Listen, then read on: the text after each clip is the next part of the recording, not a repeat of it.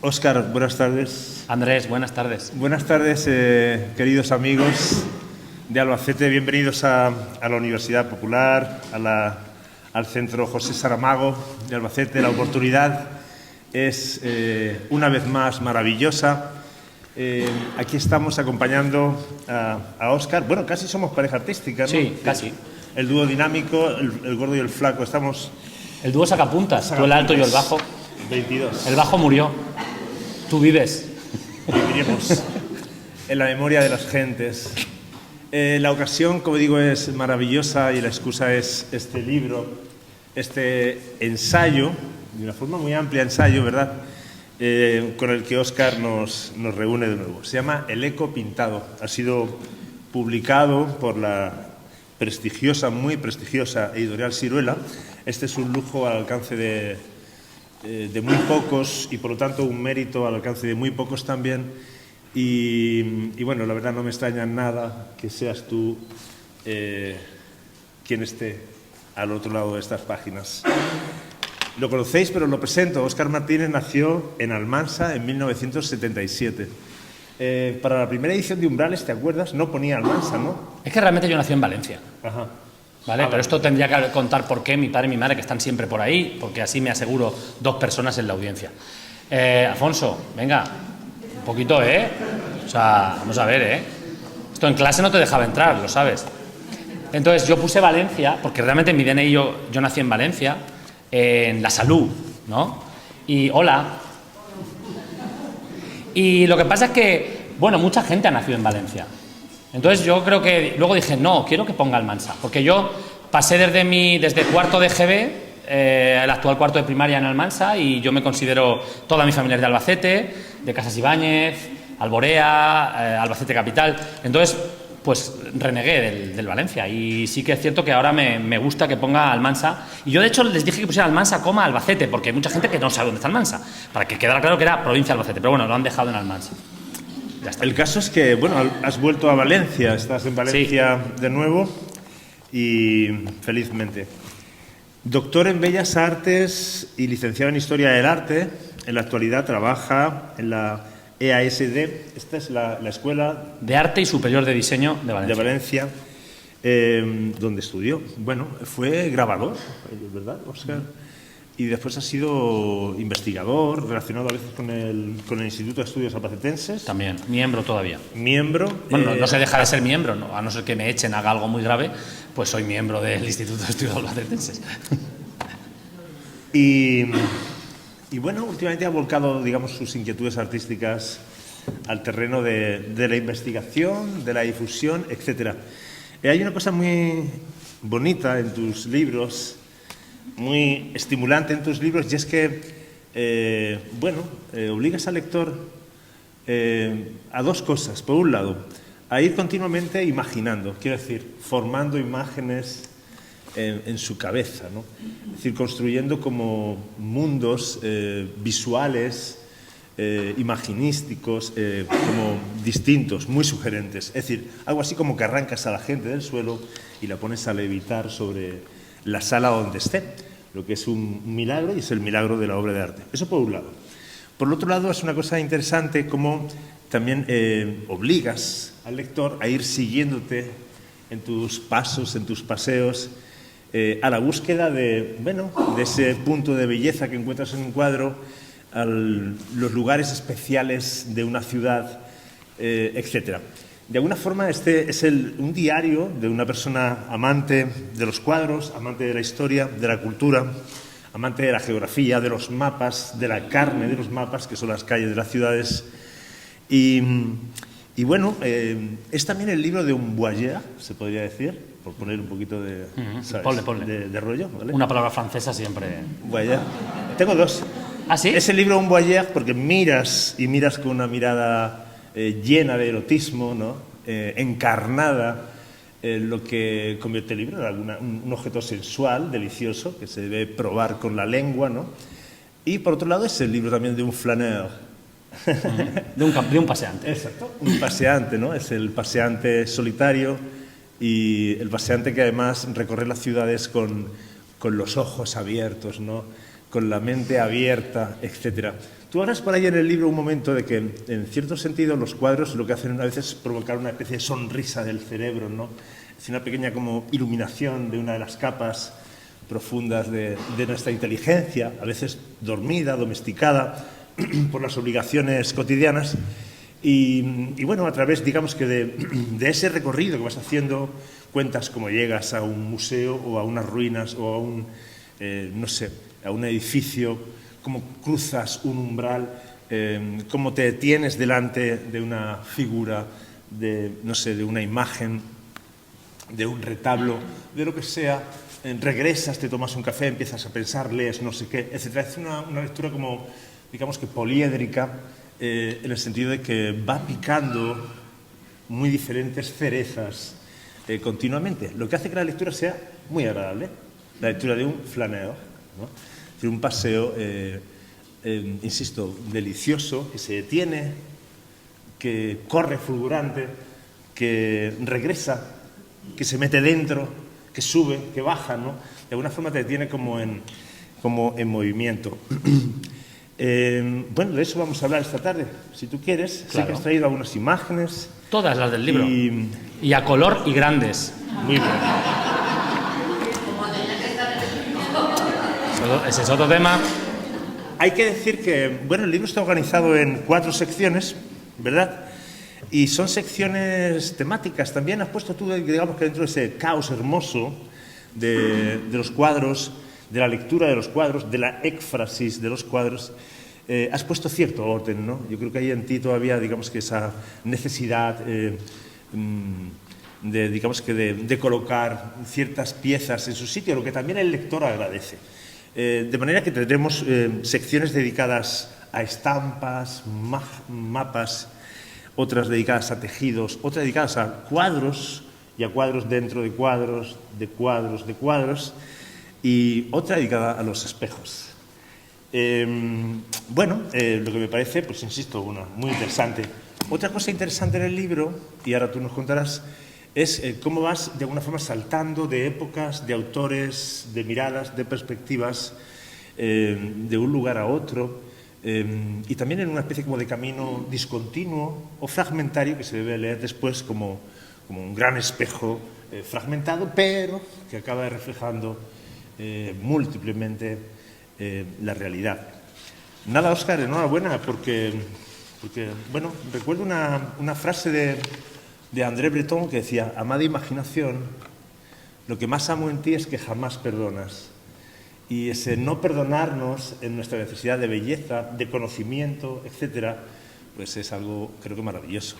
Hoy, esta tarde, viendo un documental de Irene Vallejo, decía que la literatura y que también los cuadros, el arte en general, habían sido prerrogativas al acceso solo de las clases privilegiadas, y que llevar las bibliotecas a la calle, a las escuelas, que tomar los museos y expandirlos de una forma popular, en el mejor de los sentidos, pues que era un gran triunfo de la democracia, ¿no? Y también de la civilización, y también de la cultura, y una forma de construir a la gente en sus conocimientos sobre el mundo, pero también en su vida emocional. Quiero decir que debemos ser conscientes un poco del lugar que ocupa el arte, la literatura en general en nuestras vidas, porque no es solo una acumulación sistemática de contenidos, de fechas, de datos, etcétera, sino que lo que hacen es construir personas por dentro, modelos de vida, fantasía. Y bueno, todo eso, ¿qué nos cuentas?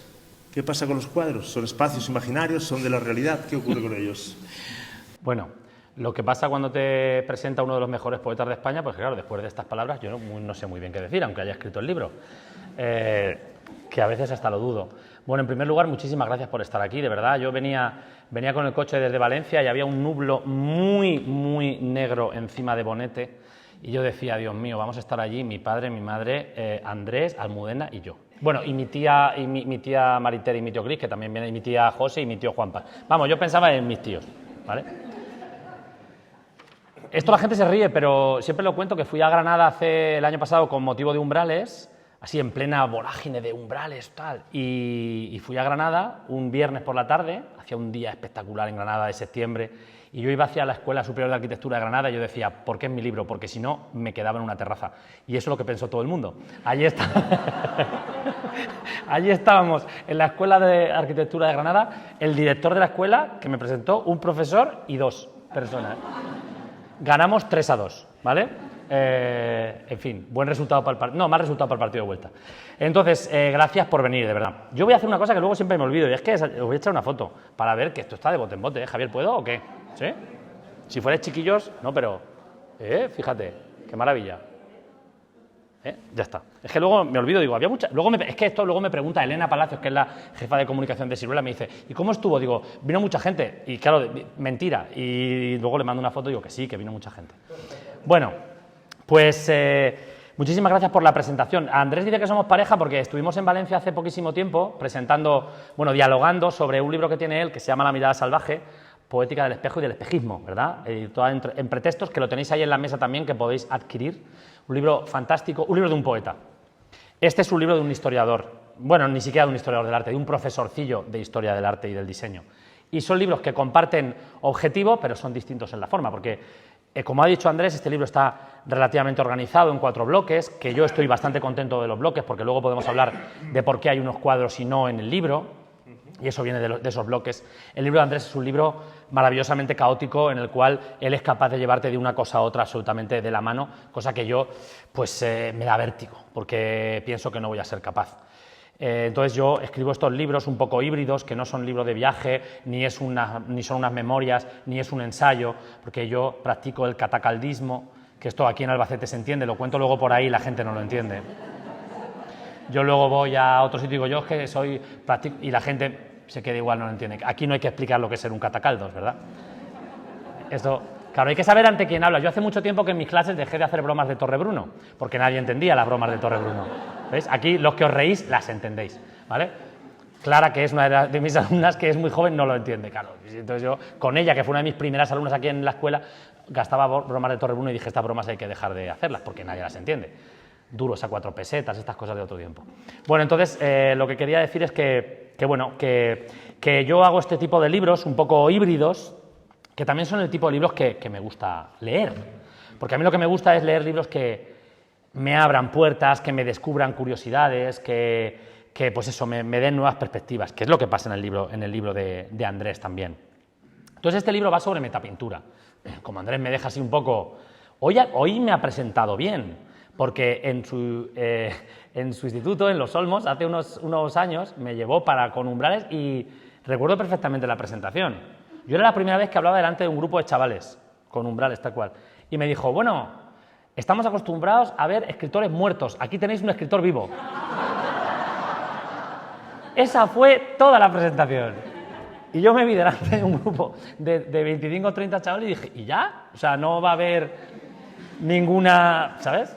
Así fue, tal cual, ¿eh? ¿Te acuerdas de...? Y bueno, me sentí vivo, por lo menos dije, bueno, bien, no soy Góngora, estoy vivo. Entonces, hay umbrales. El eco pintado va sobre metapintura, ¿de acuerdo? Sobre esas imágenes maravillosas que muchos artistas a lo largo de la historia han utilizado, ese recurso creativo en el cual dentro de una imagen meten otra imagen, ¿vale? El prefijo meta, que es un prefijo griego, que tiene muchas acepciones, pero una de ellas es sobre sí mismo o acerca de. Entonces, sí que es cierto que en el título, Julio Guerrero, el editor de Siruela, y yo, desde el principio tuvimos claro que la palabra metapintura quizá era demasiado, no sé, que podía expulsar demasiado técnica, ¿no? Y lo que queremos, sobre todo ellos, es que este libro se venda pues lo más posible, ¿vale? No es como el de Irene Vallejo, por desgracia, para Siruela sobre todo, pero metapintura quizá era demasiado técnico, además de que hace muy poco tiempo hubo una exposición en el Museo del Prado que se llama así, Metapintura, ¿vale? Con un catálogo también fantástico que está en la bibliografía porque es una obra que yo he trabajado. Entonces, no tenía que estar eso, pero sí que cuadros dentro de cuadros, espejos, reflejos, porque el libro trata sobre eso, trata sobre 23 cuadros, algunos de ellos muy conocidos, ahí tenéis arriba a la derecha el matrimonio Arnolfini, otros no tan evidentes, como abajo a la derecha un cuadro de Roy Lichtenstein de un pintor pop que a mí me encanta. Y tengo que decir que yo me lo paso mejor con los cuadros que la gente no espera, ¿no? Porque puedo volverme un poco más loco, ¿no? Y va sobre eso, sobre esas obras que abren puertas. Lo decía Andrés, ¿no? Para mí cada cuadro es como una ventana o una puerta. Al final a mí me gustan las puertas. Umbrales iba de puertas físicas arquitectónicas, aunque había algunas que no se podían cruzar, que ya eran pinturas, y quizá ahí estaba un poco el germen de este libro sin que yo lo supiera. Y cada cuadro es una puerta a la que tú te asomas con tu mente, con tu imaginación. Y claro, si dentro de esos cuadros encima hay otros cuadros dentro, pues las posibilidades, pues no sé, iconográficas, simbólicas, mitológicas, de significación se multiplican exponencialmente.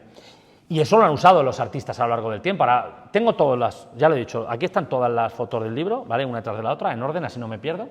Y claro, pues permiten muchísimas posibilidades de viaje. Porque como ha dicho Andrés, a mí no me gusta la literatura de viajes. No me gusta.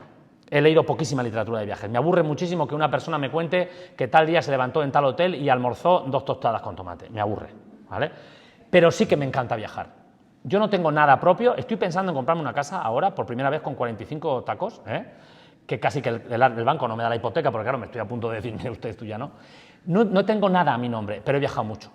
Porque hay una frase en el libro, que ya la aprovecho y la cuento, que es una de mis frases favoritas del libro, que está en la página 167, es de Jorge Wagensberg, del que hay varias frases en el libro en sí, es un científico y divulgador que a mí me encanta. Os recomiendo sus libros son de aforismos. Jorge Wagensberg tiene libros, nada, que tienen 80, 90 páginas, son aforismos, son preciosos. Y Jorge Wagensberg en un libro que se llama, no me acuerdo, da igual, está en la bibliografía, dice, el pulmón necesita aire. Hola Raquel. El corazón, toda la gente que entre no voy a saber el nombre, esto es casualidad. El pulmón necesita aire. Vargas Segovia, de ella me sé hasta los apellidos. El pulmón necesita aire. El corazón sangre, la boca saliva y el cerebro cambio. Y viajar es la mejor manera de regalarse cambio.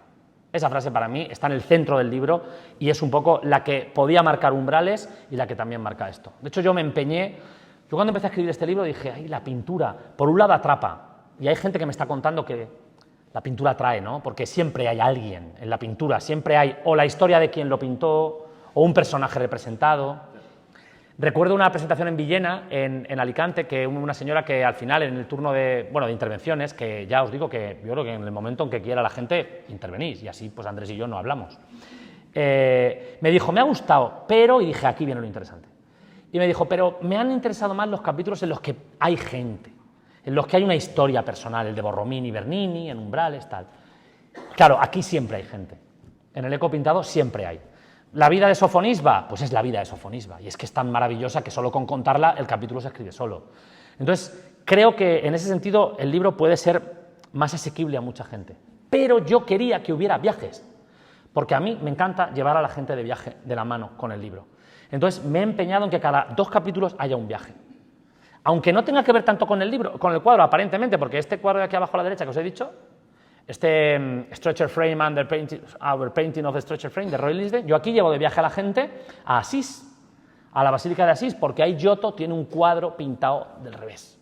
Bueno, pues yo eso me sirve para coger a la gente, como ha dicho Andrés, y llevárnoslo de viaje. Y ese es un poco el esquema del Eco.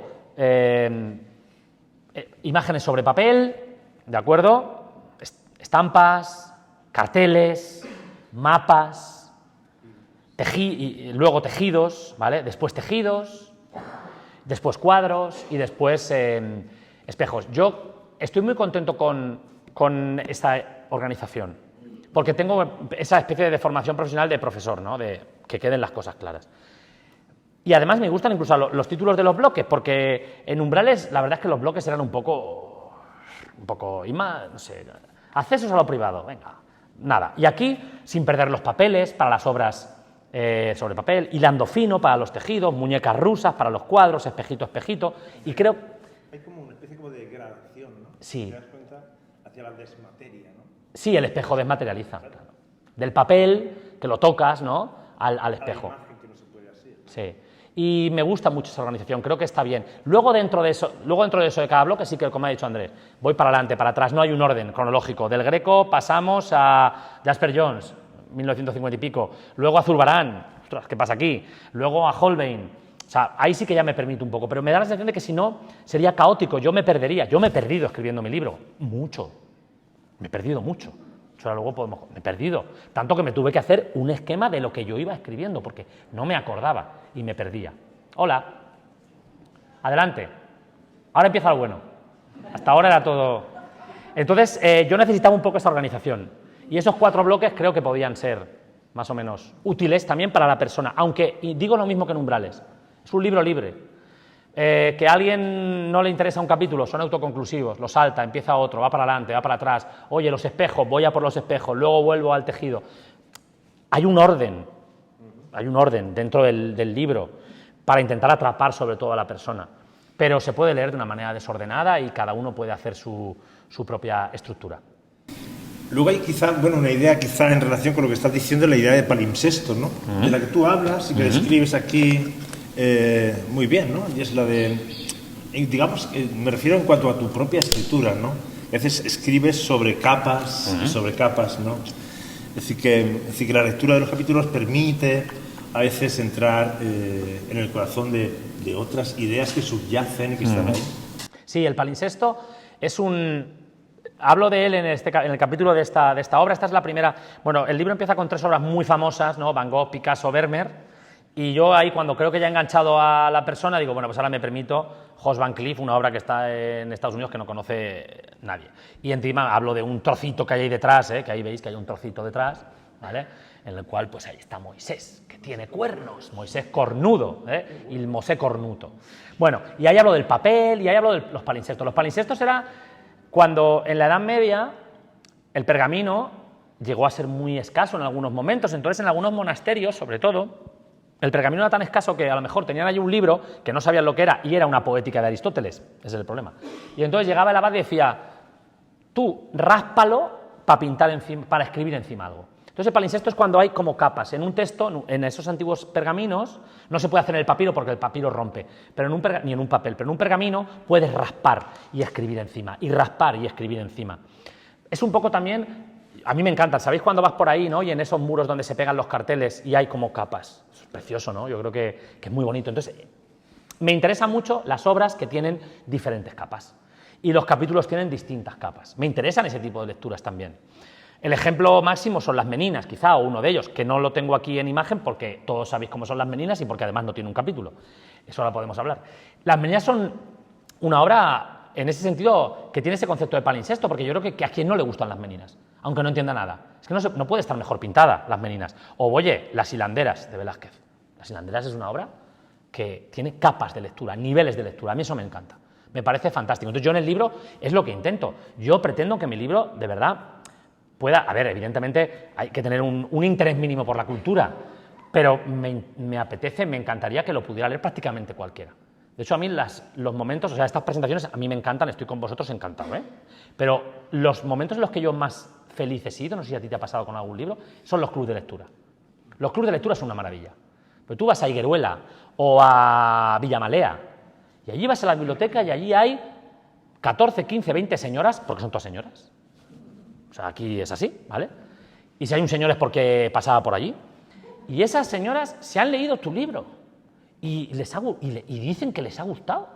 Y a mí eso me encanta. O sea, yo no soy más feliz más que en esos clubes de lectura. Y entonces digo, fabuloso. Quizá hay niveles de lectura que esas personas, pues por su formación, por su trayectoria, pues no caben hasta ese nivel. No pasa nada. Yo creo que hay que intentar eso. Yo no considero que yo lo que hago es arte, pero el buen arte es el que te atrapa sensorialmente, de lo que podemos hablar. Para mí es fundamental lo sensorial, lo erótico, la mirada. Eso es clave. Y luego ya te paras, y ya lees, y ya bajas, y ya escarbas, y ya buceas. En las Meninas, eso no tiene fin, ¿de acuerdo? Por eso creo que es una obra perfecta. Entonces a mí me encantaría eso, ser capaz de llegar a ese tipo de lector, de lectora. Aprovechando con un club de lectura, me encantó una señora, creo que fue en Higueruela, que después del club, súper bonito, todo tal, se me acercó y me dijo, me cogió así del brazo, como solo te pueden coger las personas mayores que te cogen del brazo, ¿no?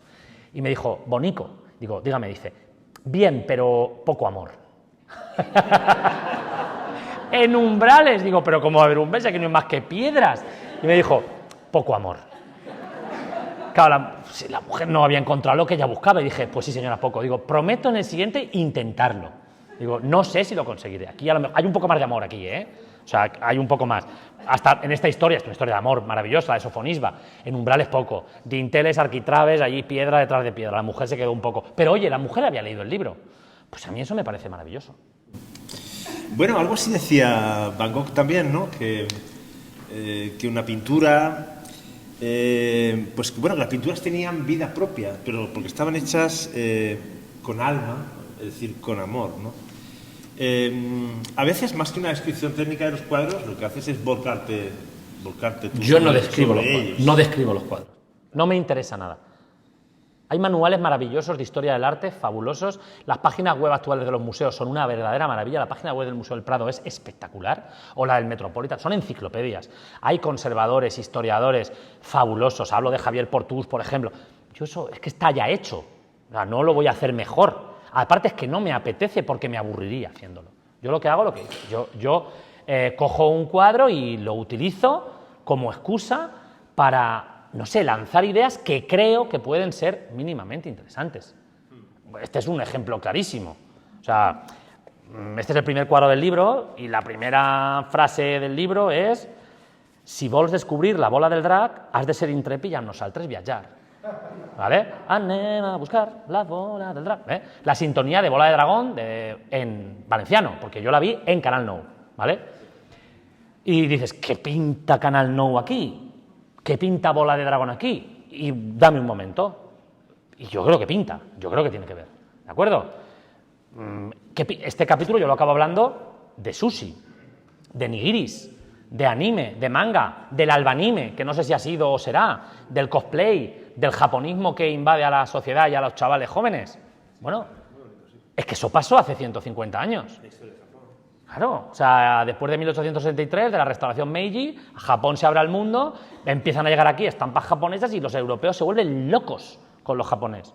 Quien quiera leer sobre esto, mejor que en mi libro, La liebre con ojos de ámbar, acantilado, Edmund de Waal, un libro delicioso, una maravilla, ¿vale? Ahí se habla del japonismo. Es que estamos viviendo un nuevo japonismo. La historia no se repite, pero a veces rima. Una de esas frases que se atribuyen a Mark Twain, como todas, ¿vale? O a Winston Churchill, todas las frases se atribuyen a estos dos. Entonces, a mí, bueno, pues me interesa eso, empezar con Bola de Drac y acabar con Van Gogh y lanzar ideas que a priori puedan parecer sorprendentes. A mí es lo que me apetece. A veces, digo, estaré desbarrando, me estaré pasando. Bueno, esto ha pasado por una revisión editorial, ahí está detrás Siruela, y yo a veces me he ido, Por ejemplo, ¿cuál es? Espera, aquí empieza con la rememoración del partido Rafa Nadal-Roger Federer en junio del 2008 en Wimbledon.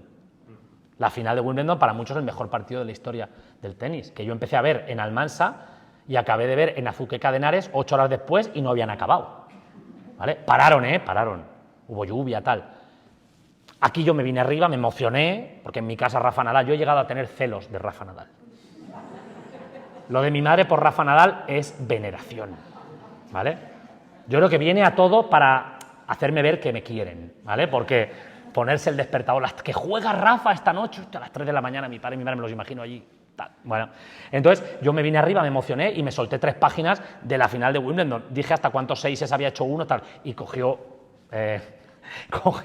pues eso, Estrella García, y dijo, no, María, me dijo, ¡pa! Y me quitó 2 páginas, dijo, está bien lo de Rafa Nadal, pero hasta un punto, Bonico, que esto no es el Marca, que te has venido arriba.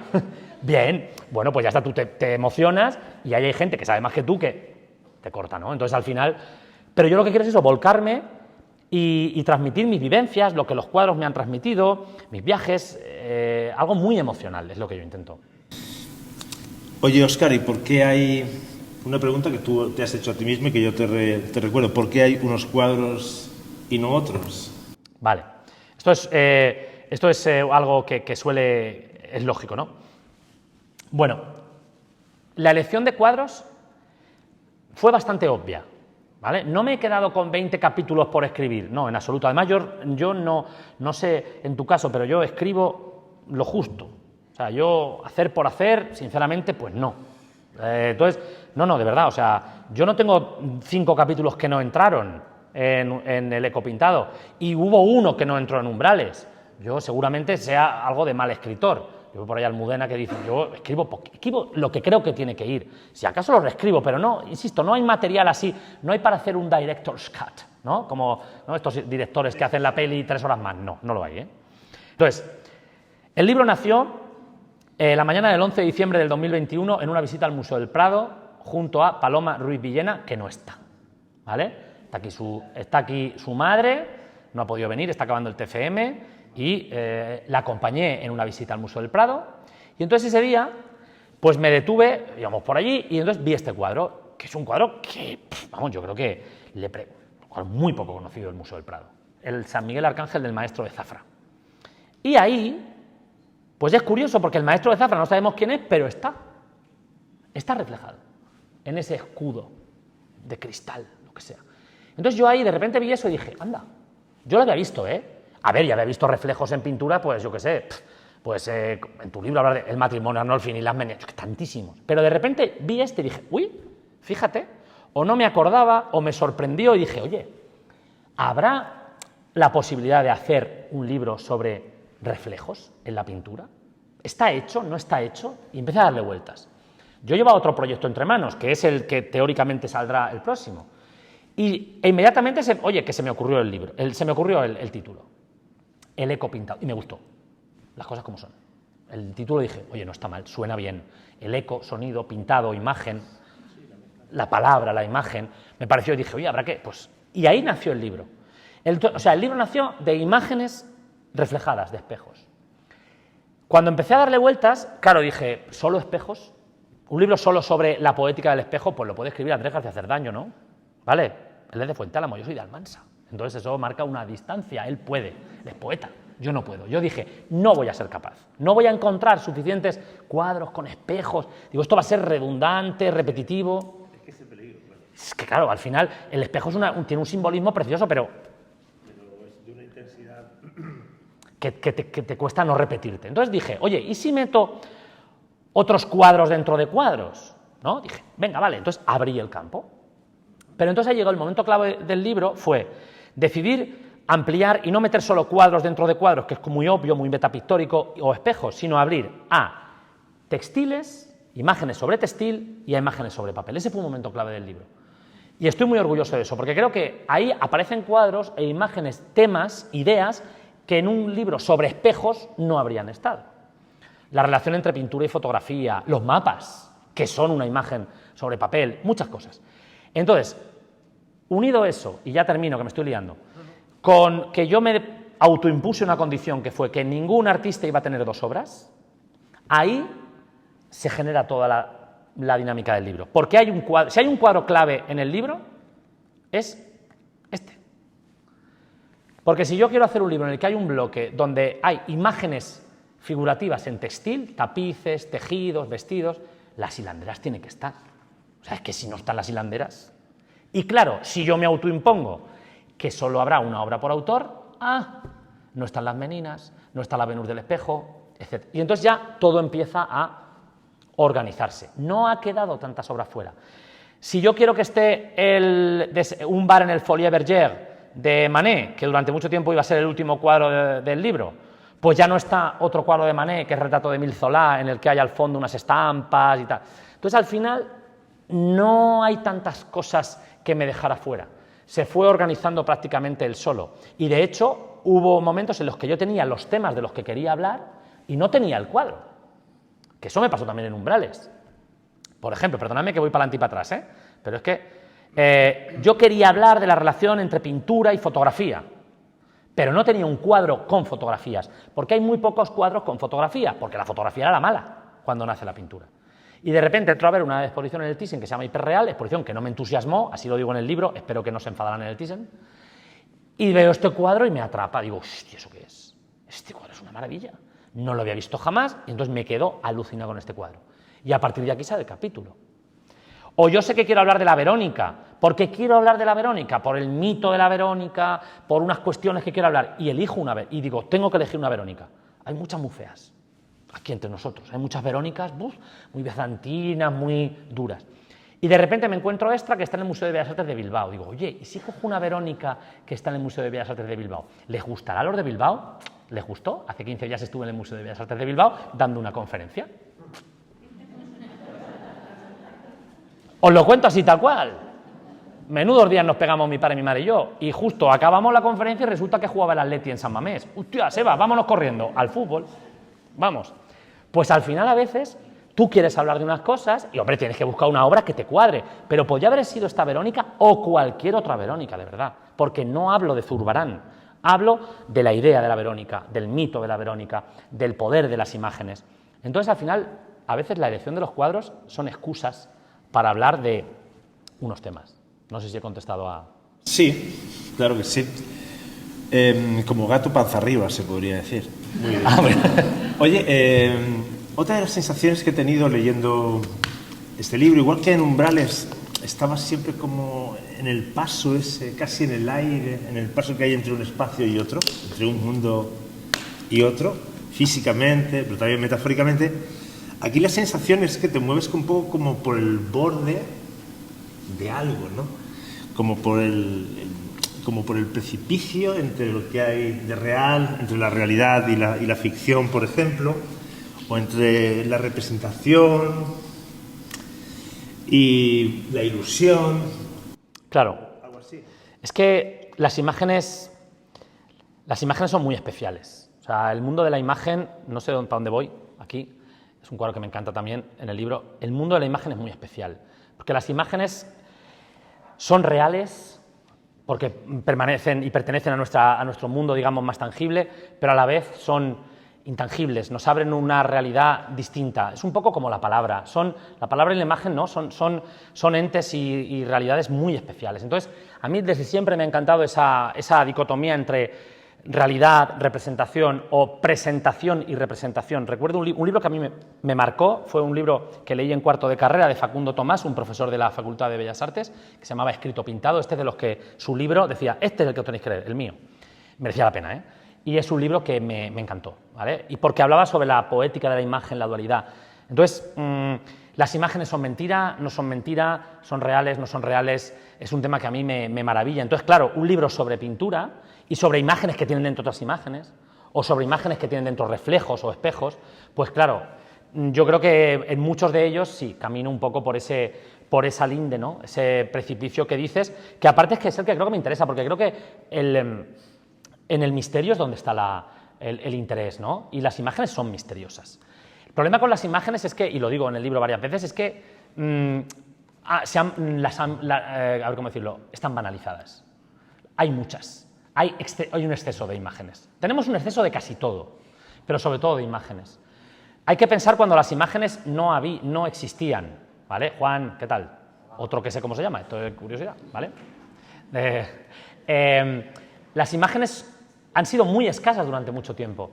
Las imágenes eran mágicas, realmente, tenían un carácter mágico. A veces eran apotropaicas, a veces eran protectoras, pero siempre habrían mundos diferentes. Entonces, hoy en día eso ha perdido todo el sentido, porque estamos absolutamente rodeados de imágenes. Hablo de ello con obras como esta de Richard Estes, una obra que a mí me encanta, en la cual hay una superposición enorme de reflejos. Y entonces, claro, hemos perdido esa magia de las imágenes. Hay un libro que a mí me encanta, que está en la bibliografía, que se llama El poder de las imágenes, al que yo hago referencia, porque creo que es una pena. Cuando las cosas escasean, les damos valor, sinceramente. Y creo que aquí todos somos ya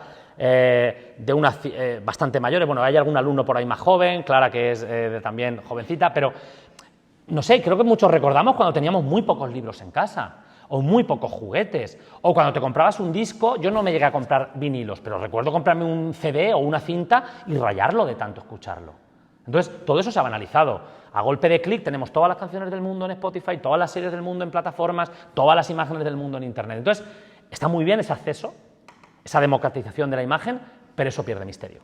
La imagen pierde misterio. Yo lo que he intentado ha sido intentar volver a dotar de misterio y de magia a al menos algunas de estas imágenes en las que trato en el libro. Entonces, me interesa mucho eso, ¿no? Esa superficie del cuadro en el cual hay como dos mundos que se tocan, ¿de acuerdo? El mundo de la representación y el mundo de nosotros, que estamos a este lado de ese espejo. Y las imágenes metapictóricas a veces rompen esa especie de cuarta pared.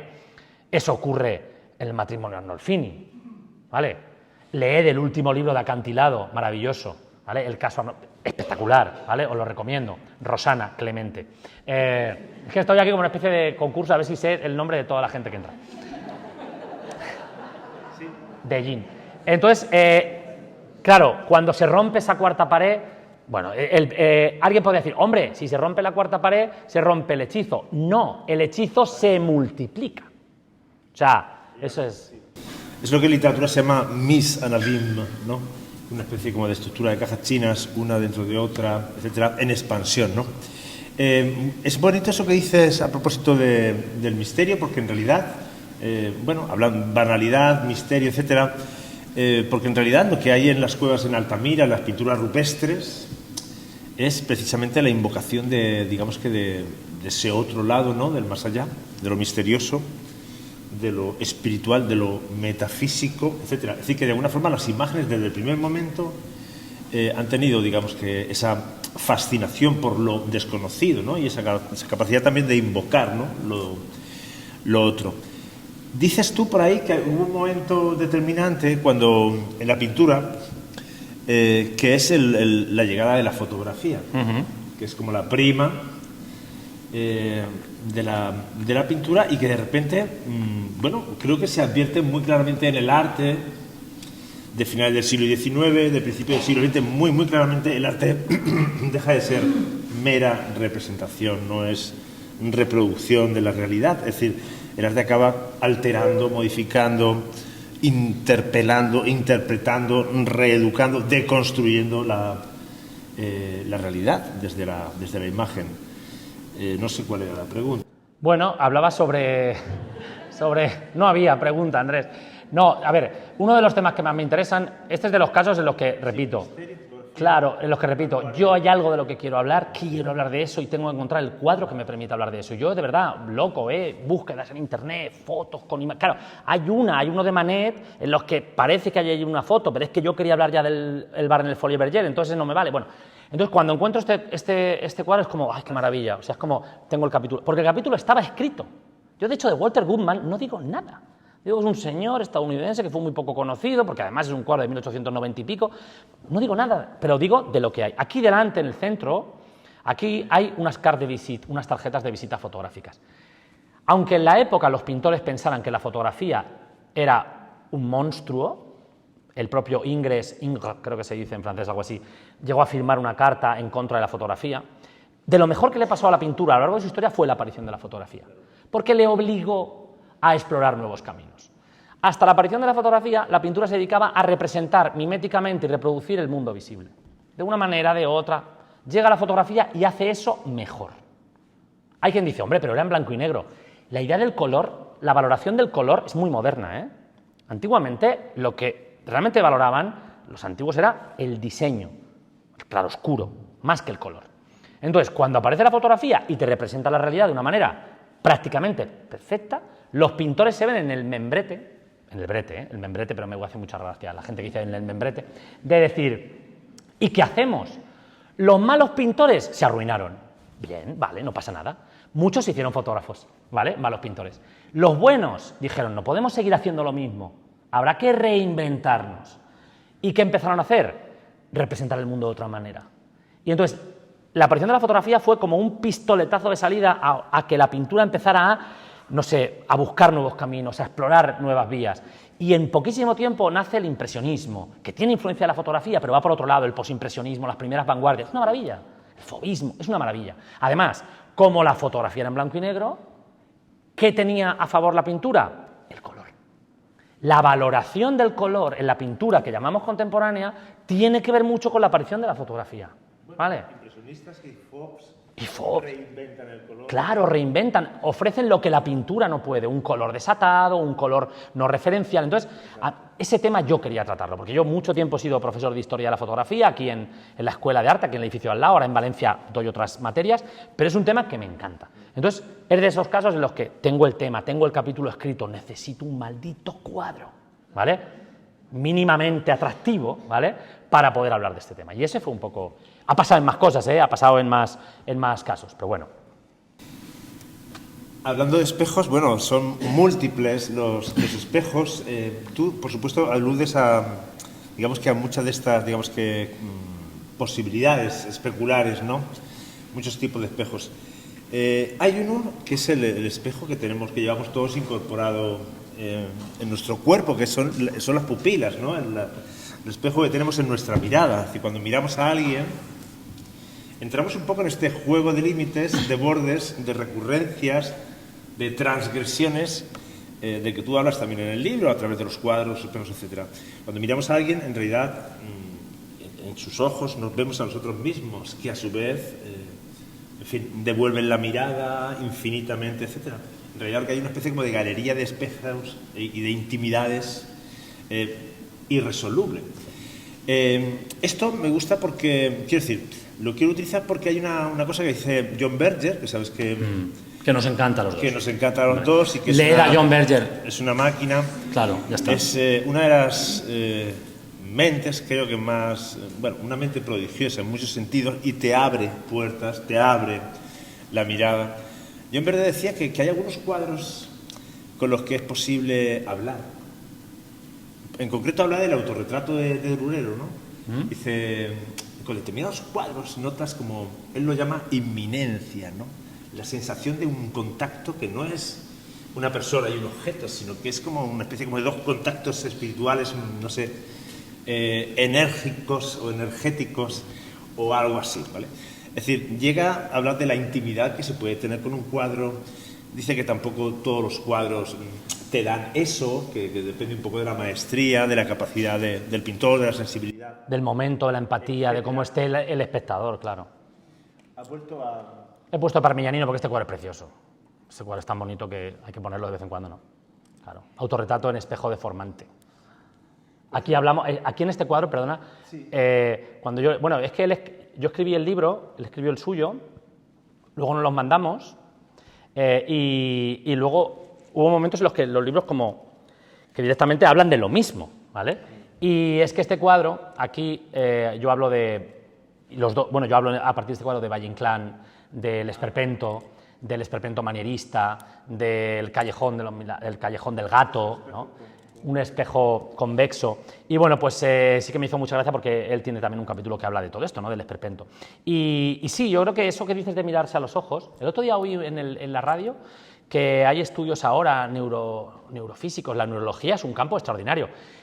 Claro, como no se sabía nada del cerebro, todo lo que se descubre es como la repera. Como que cuando se miran dos personas al espejo, se produce un acompasamiento incluso del ritmo cardíaco, una cosa muy loca, ¿eh? O sea, y cada vez nos miramos menos al espejo, ¿vale? También tiene que ver con esto, ¿eh? Esto es serio, ¿eh? Lo que nos pasa. También hablo un poco del libro, no me quiero poner agorero ni abuelo cebolleta, pero esto es serio, ¿eh?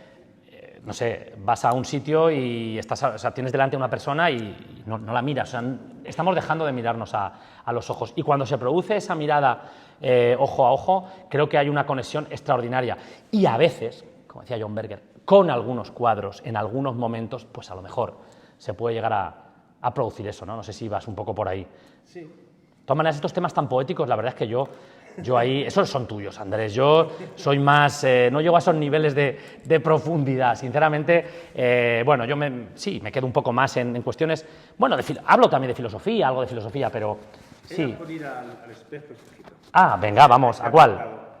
Bueno, ese apartado que empieza con con el primer, que yo sepa, si alguien lo sabe, por favor que levante la mano y me lo diga. Hay espejos representados en la pintura egipcia, pero un reflejo en un espejo yo no conozco.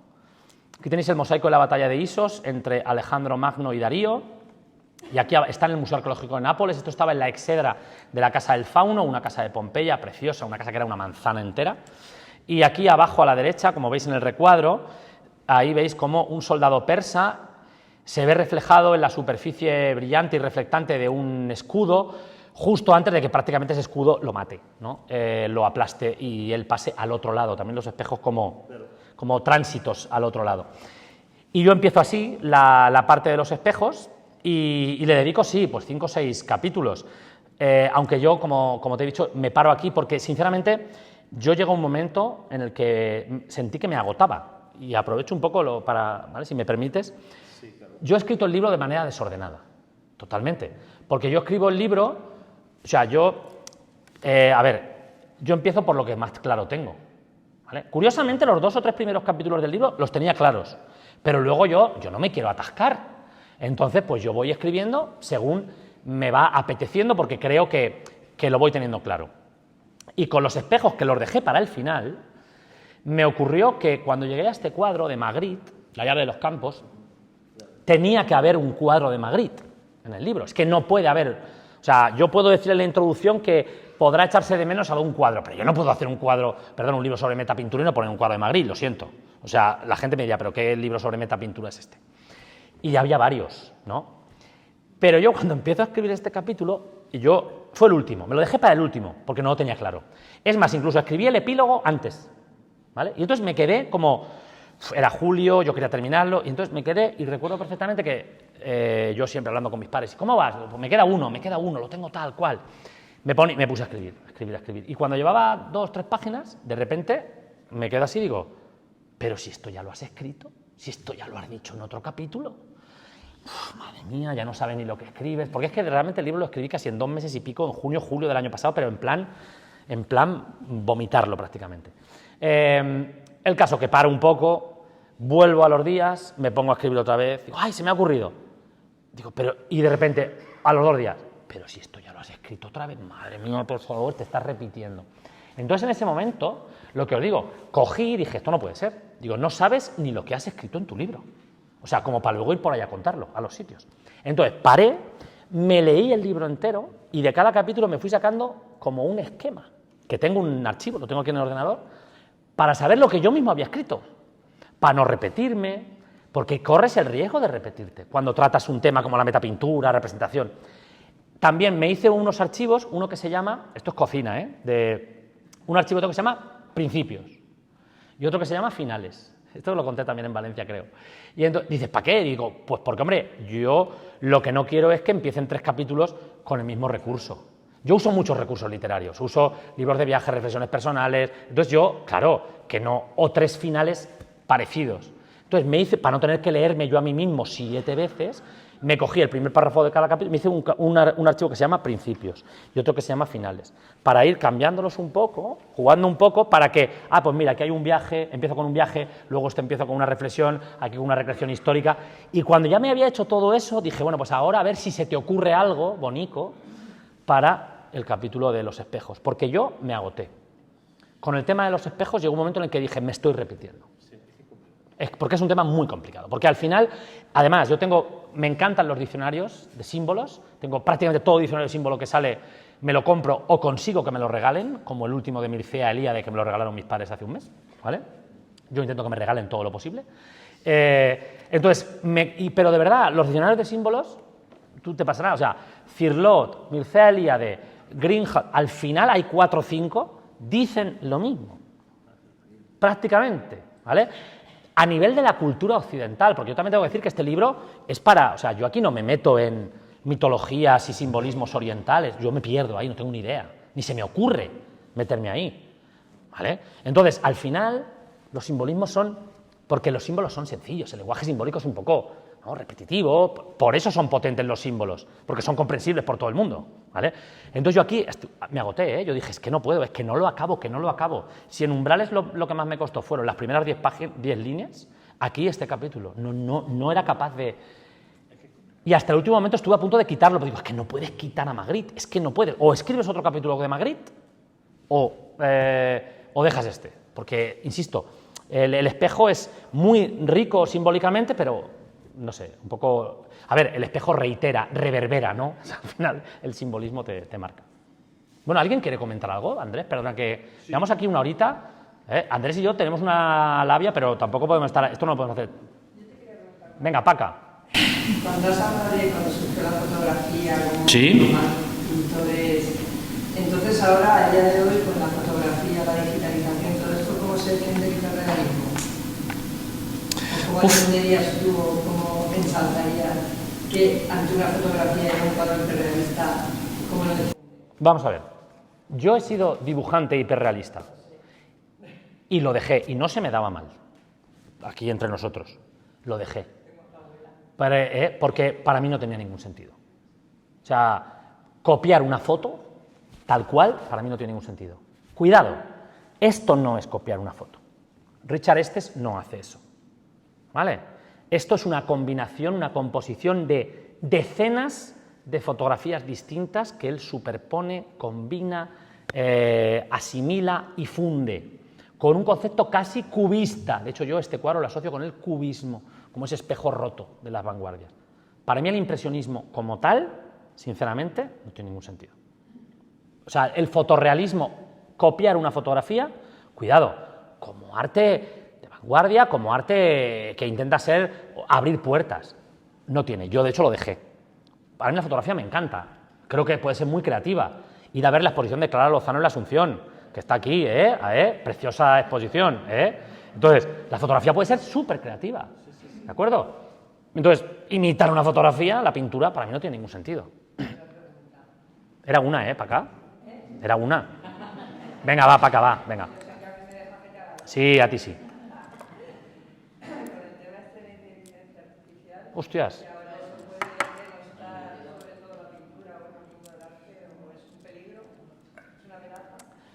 Me hicieron esta pregunta en la presentación en Valencia. Yo me referí, voy a repetirme, quien estuvo allí pues se acordará.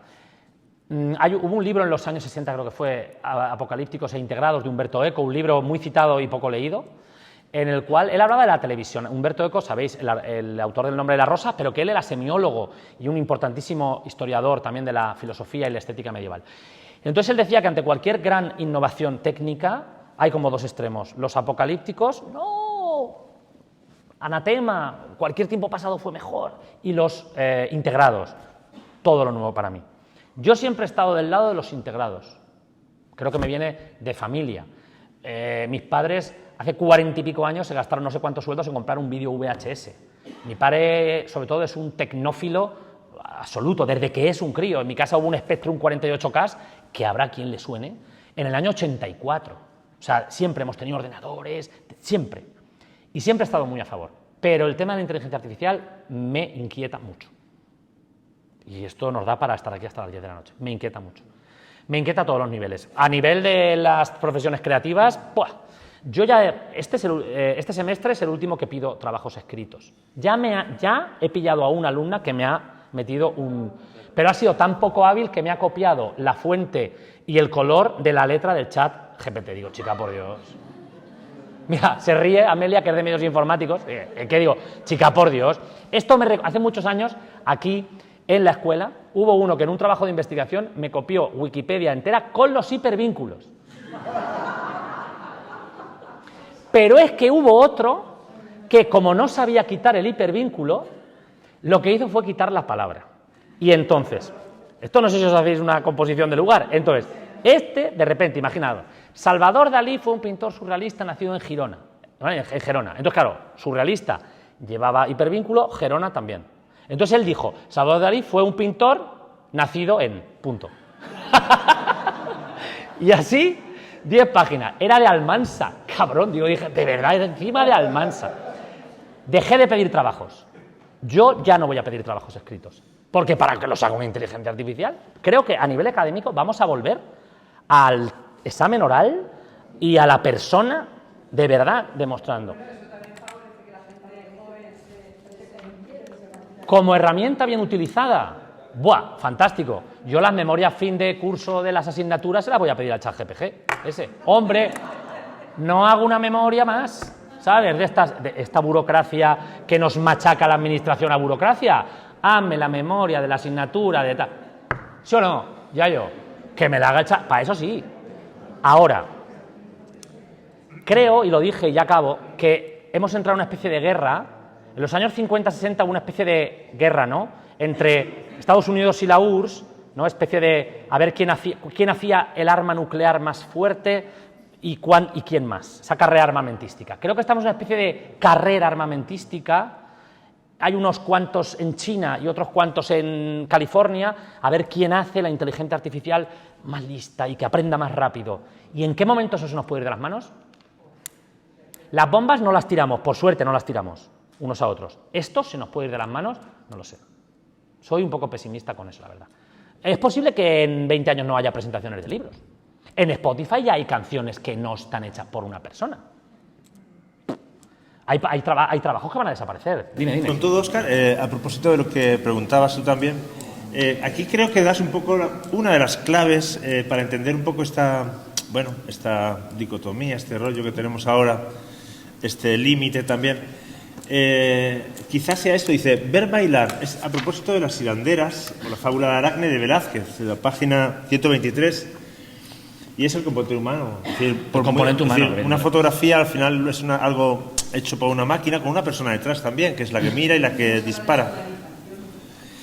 La inteligencia artificial, pues eso, pues es artificial, aunque hay una persona o miles de personas detrás también trabajando, pero hay algo netamente humano en algunos actos, sobre todo en los actos artísticos, que es esto, dice, ver bailar aquel pincel, bailar un pincel baila al ritmo de nuestra respiración, de nuestros latidos, de nuestra sangre. Ver bailar aquel pincel era como asistir a una coreografía de líneas y colores. La delicada mano del pintor asía el mango de la herramienta con soltura y el movimiento de las cerdas sobre el lienzo parecía ser tan natural como si dedos y pincel compartieran la misma esencia. Quiero decir, esta fusión del pintor con el objeto artístico es algo que, en principio, muy difícilmente podrá hacer una inteligencia artificial, sea la que sea. De hecho, no sé si os pasa a vosotros, si habéis hecho alguna pregunta, pero las respuestas son como de hiper mega simples, ¿no? De hiper mega correctos políticamente, muy, muy, muy simples y como de, no sé.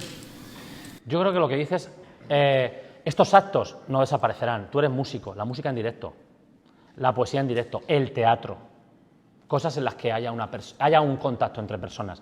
Eso es lo que va a quedar para luchar contra esa deshumanización que dices, Paca. Creo que eso es lo que va a quedar. ¿Vale? No sé.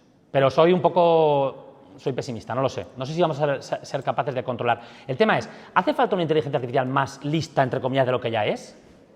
A lo mejor ya está bien para lo que necesitamos. Ya saben cómo son las estructuras de todas las proteínas de la naturaleza. A lo mejor con la que hay ya está. Es la competición. Es la competición. Con 2 bombas nucleares ya hacía falta, pero hay miles. No sé si alguien tiene algo que comentar sobre... Sí, alguna otra pregunta por ahí, algún comentario. Animaos. ¿No? Que tengáis un momento para que Óscar os firme. Claro. Libro, también. Si no, tampoco... No, que llevamos aquí ya... Sí. Yo es que no paro, ¿eh? A mí esto es que me lo paso muy bien. Pero yo entiendo que queréis iros a tomar algo, tal... Claro, ¿vale? Si no, pues, si queréis algún comentario... Si no me dicen nada, yo me anticipo. ¿Cuál es tu cuadro o tu capítulo? Se ríe usted, ¿verdad? Porque lo estaba pensando. A ver, pero esto es porque hacer un guiño a mis padres que están aquí. A mí me gustan todos. A ver, yo sé que hay algunos que están mejor que otros, pero no lo voy a decir aquí. Igual que en Umbrales, o sea, yo en Umbrales hice muchísimas presentaciones y hay capítulos de Umbrales de los que no me ha hablado nadie. O sea, que si el capítulo desaparece de todos los libros, nadie se iba a dar cuenta, ¿vale? Eso pasa. Pero aquí, a veces, pues hay algunos capítulos que los tenía muy claros, escritos, pero hay un capítulo que creo que es muy llamativo, que no sé si alguien ya ha podido leer el libro, que es este cuadro. Porque este cuadro, yo sentí lo que ha dicho antes Andrés, la sonrisa del cerebro. La sonrisa del cerebro lo dijo Paul Rand. Paul Rand es un extraordinario diseñador gráfico que fue el creador del logo de IBM y de muchísimas otras cosas. Trabajó también para Apple, etc. Y Paul Rand decía que un creativo debía aspirar a que sus obras provocaran la sonrisa del cerebro, que me parece una cosa preciosa, ¿no? Que es como cuando tú ves algo o alguien te cuenta algo y de repente dices, ¿no? Dices, ostras, esa sensación es fantástica. Entonces yo aquí, sinceramente, lo tuve yo conmigo mismo, porque yo estaba un día, yo quería hablar del constructivismo ruso, porque me gusta mucho ese tema, doy mucho la turra en clase, pero no encontraba de qué hablar, y estaba un día en Valencia, allí, estaba en casa, era ya tarde, 7 y pico, me había quedado sin vino blanco, así es. Me apetecía echarme... Sí, o sea, dije, bueno, voy a salir a comprarme una botella de vino blanco para pasar... Bueno, y de repente, no sé por qué, salgo, la calle Cuar, las torres de Cuar allí, y de repente dije, dije, ostras. Y de repente en mi cabeza, cuadrado negro sobre fondo blanco de Malevich, 1915, que es un cuadro que metapictórico no parece, ¿verdad? ¿Dónde está aquí el cuadro dentro del cuadro? Os voy a destripar uno de los capítulos que creo que son más Bueno, no lo voy a destripar del todo. Pues de repente en mi cabeza hizo ¡pa! Con los agujeros negros. Y dije, ostras, ¿puedo yo unir estas dos cosas? Entonces yo empecé a recordar lo poco que sé sobre agujeros negros, porque sé muy poco. Y de repente dije, yo creo que sí. Y es un capítulo al que le tengo mucho aprecio. Es el favorito de mis padres cuando lo leyeron. Es un capítulo que no te esperas dentro del cuadro, porque de repente tú vienes de aquí, de Gauguin, de tal, y de repente dices, ¿cómo? También tengo que decir que este es el cuadro que mejor sale en las ilustraciones del libro. Es el que... No lo había pensado, pero es el que mejor queda. No hay problema. ¿Vale? Queda perfecto. Se entiende sin problema. ¿Vale? A ver, Oscar. Dime. Nos lo mandaste y dijiste, creo que me he rayado. Sí. Y entonces lo leímos y dijimos, ya has rayado. Te has rayado. Pero para adelante. Ese era el último cuadro del... Sí, para mi padre quería que el libro acabara con este cuadro. Porque también hablo de... Este cuadro empieza con una cita de Joaquín Sabina. En el libro hay mucha música. A mí, yo no soy muy musical, la verdad. No oigo mucha música porque yo, si leo, no escucho música. Si escribo, no escucho música. Escucho música. Cuando dibujaba y pintaba, escuchaba música. Ahora, cuando conduzco. Pero hay canciones como que tienes. Entonces, ahí el capítulo de este cuadro empieza con cuando al punto final de los finales no le siguen dos puntos suspensivos. Porque uno de los conceptos de un gran punto final del arte occidental, de la pintura tal, el agujero negro, que no voy a destriparos todo el tema, este cuadro, la metapintura, y bueno, pues es un capítulo que por extraño, por inesperado, es un capítulo al que le tengo cierto aprecio. Me gustan todos, ¿vale? Pero bueno, ya digo, aunque sea solo sea por esa rareza, o sobre todo porque no se lo espere el lector, pues me apetecía. Y mi padre quería que acabara el libro con yo pensé que quizá acabar con esto era ya demasiado, ¿vale? Y dije, bueno, vamos a acabar con el matrimonio Arnolfini, que jugamos sobre seguro. Y aprovecho para decir que yo, durante todo el libro, hablo sobre el significado de los cuadros. Casi siempre sobre los que nos cuentan los cuadros, ¿no? Sobre el concepto, la idea que hay detrás de las imágenes. Y al final me desdigo de todo eso y hablo de este cuadro desde un punto de vista erótico, sensorial, sensual. ¿Vale? Después de decir, porque este cuadro, si alguien espera que yo le cuente en el libro alguna teoría, no, que lean el último libro de Acantilado, que lo deja clarísimo. No, yo digo que este cuadro lo saco a relucir porque creo que quien haya estado delante de él, o de una reproducción, al final, la maravilla de estar delante de una pintura bien pintada. Cómo la vista se recrea por encima del lienzo, del color del óleo, como se recrea sobre la piel de la persona amada, ¿no? Ese pelo de ese perro, no sé, la piel del vestido de él, el brillo de la lámpara, la tersura de la piel de ella, no sé, la textura de la alfombra turca, todo. Eso es una maravilla. Entonces yo ahí, al final del libro, después de estar 250 páginas hablando de los significados de la obra, aquí digo, bueno, y además la pintura es extraordinaria y hay que gozar de ella por el significante, por la superficialidad, por la piel, por la materia. Porque la piel es muy importante, porque la materia es muy importante. Aunque lleve hablando todo el libro sobre la idea y el concepto, la piel es muy importante. Nos enamoramos de pieles. La gente dice, no, es que yo me enamoro de cerebros. No, te enamoras de pieles, ¿vale? Luego te encanta el cerebro, pero te enamoras de pieles, ¿vale? Y yo me enamoro de la piel de la pintura y este libro es una invitación al gozo de la mirada. Pues yo creo que es un gran...